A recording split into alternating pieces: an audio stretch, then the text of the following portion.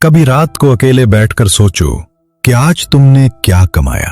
Bank में कुछ और जमा हो गया, ठीक है, लेकिन आज तुम्हारे बच्चे ने कुछ कहा था, तुम सुन नहीं सके।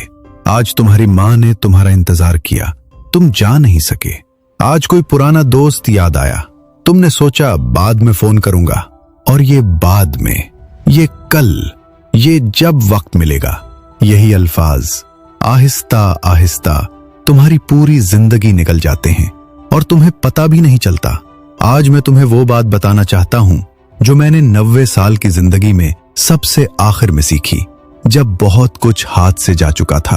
अगर तुम रुक कर सुन सको तो शायद तुम्हें वो कीमत ना चुकानी पड़े जो मैंने चुकाई। मेरा नाम कबीर खान है, 90 साल की उम्र है। मैं कोई बड़ा आदमी नहीं हूं, ना कोई आलिम, ना कोई फलसफी, बस एक बूढ़ा इंसान हूं जिसने सारी उम्र पैसे के पीछे भागते भागते वो सब कुछ खो दिया जो असल में कीमती था। और अब जब खो चुका हूं तो समझ आई है। पहला सबक, मां की आखिरी ख्वाहिश। मेरी मां को अपने पुराने गांव से बहुत मोहब्बत थी। वो अक्सर कहती, कबीर बेटा, एक बार मुझे वहां ले चलो, बस एक बार। वो पुराना कुआं देखना है, वो बड़ा पीपल का दरख्त देखना है जिसके नीचे मैं बचपन में बैठती थी।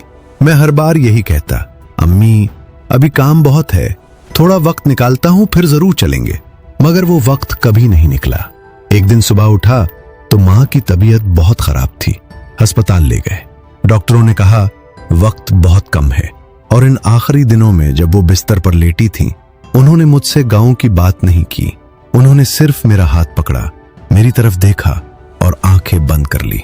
शायद वो जानती थीं कि अब बहुत देर हो चुकी है। जब वो चली गईं, तो मैंने अकेले बैठकर एक हिसाब लगाया। जो सफर हमें करना था उसका खर्च क्या होता? बहुत मामूली रकम, इतनी मामूली कि मुझे खुद शर्म आई। मैंने वो पैसे बचा लिए थे, लेकिन मां की वो ख्वाहिश हमेशा के लिए अधूरी रह गई। आज भी जब रात को अकेला होता हूं तो वो लम्हा मेरे सीने में कांटे की तरह चुभता है। कोई पैसा, कोई बैंक बैलेंस, कोई बचत इस तकलीफ को एक जर्रा बराबर भी कम नहीं कर सकती। बेटा, पैसा तुम्हारी मां की आखिरी ख्वाहिश वापस नहीं ला सकता। जो लम्हा चला जाता है वो हमेशा के लिए चला जाता है, और कोई रकम इसे खरीद कर वापस नहीं ला सकती। दूसरा सबक, रहमत अली और मेरा हिसाब। मेरे मोहल्ले में रहमत अली रहते थे। छोटी सी नौकरी थी, तनख्वाह भी बहुत ज्यादा नहीं थी। लोग उन्हें फजूल खर्च कहते थे क्योंकि वो हर साल बच्चों को कहीं ना कहीं ले जाते, कभी पहाड़ों पर, कभी किसी पुराने शहर की गलियों में, कभी दरिया किनारे। दोस्तों को खाना खिलाते, मोहल्ले के किसी गरीब बच्चे की मदद करते, बीवी के लिए कभी कोई छोटी सी चीज ले आते। मैं उन पर हंसता था, सोचता था ये बंदा कभी कुछ नहीं बचा पाएगा, फिर पिछताएगा। मगर जब रहमत अली का आखिरी वक्त आया तो उनके गिर्द उनके बच्चे थे, पोते पोतियां थीं, पुराने दोस्त थे। हर आंख में आंसू थे, हर दिल में यादें थीं। जनाजे में इतने लोग थे कि गली भर गई। हर शख्स के पास रहमत अली के साथ कोई न कोई लम्हा था जिसे वो सीने से लगाए खड़ा था। और जब मैंने अपनी जिंदगी का हिसाब लगाया तो मेरे पास बैंक में रकम थी, मगर वो लम्हे नहीं थे, वो यादें नहीं थी, वो रिश्ते नहीं थे जो रहमत अली के पास थे। उस दिन मुझे समझ आई कि मैंने गलत चीज जमा की थी। मैंने वो चीज बचाई जो खत्म हो जाती है, और वो चीज लुटाई नहीं जो कभी खत्म नहीं होती। तजूरी भर कर जाने वाले भूल जाते हैं, दिल जीत कर जाने वाले हमेशा याद रहते हैं।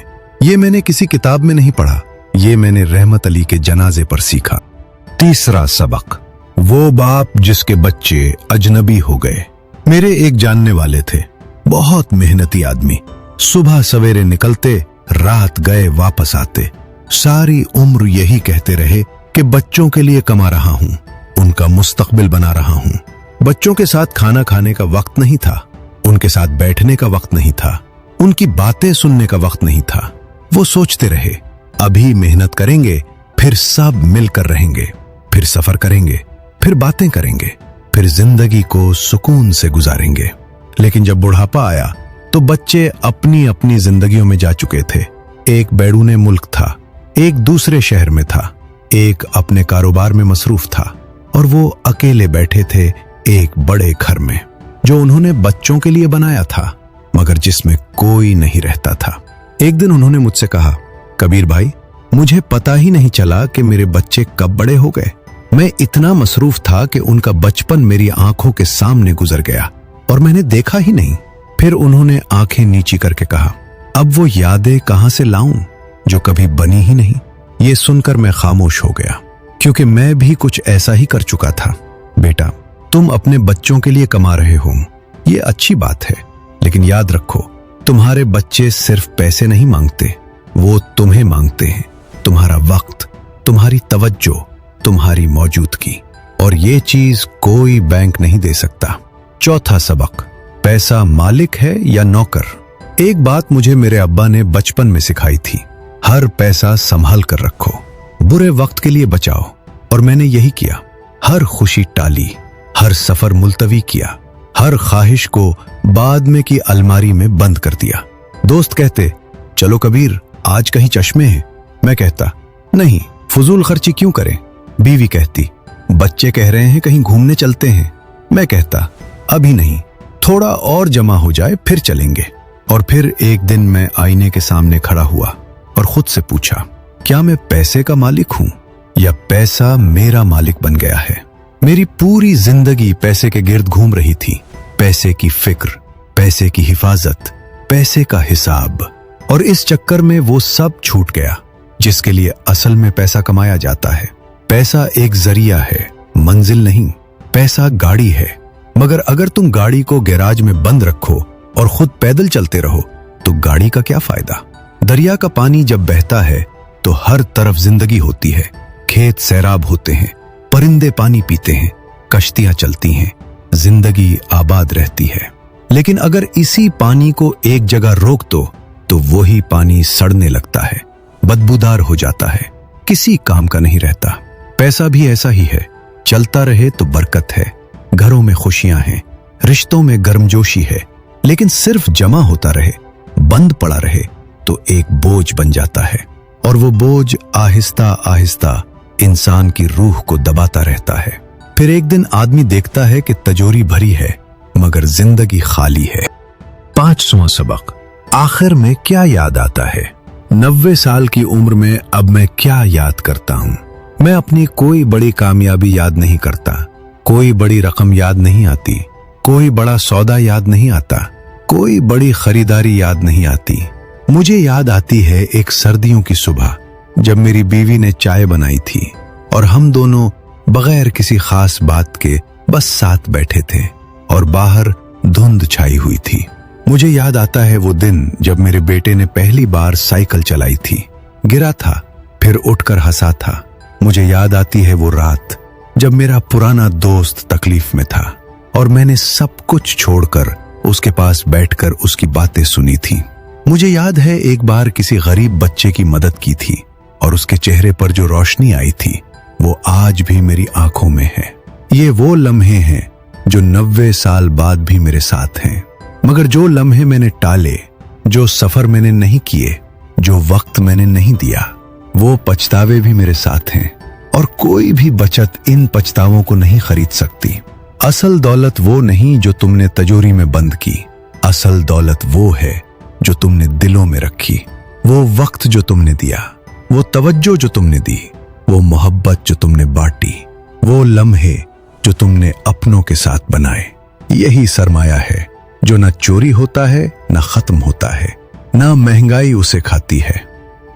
90 साल लोग कहते हैं लंबी उम्र है, मगर बेटा, लंबी उम्र और भरपूर जिंदगी एक ही चीज नहीं होती। मैंने वो पैसा बचाया जो मैं अपने साथ नहीं ले जा सका। मैंने वो वक्त जाया किया जो वापस नहीं आ सकता। ये सच हर रात मेरे साथ सोता है। जब तुम इस दुनिया से जाओगे तो तुम्हारी कब्र पर यह नहीं लिखा जाएगा कि तुमने कितना बचाया, कितना जमा किया, कितना छोड़ कर गए। याद ये किया जाएगा कि तुमने कैसे जाया, कितनों को खुश किया, कितनी आंखों में मुस्कुराहट लाए, कितनी यादें छोड़ गए जो लोग आज भी मोहब्बत से याद करते हैं।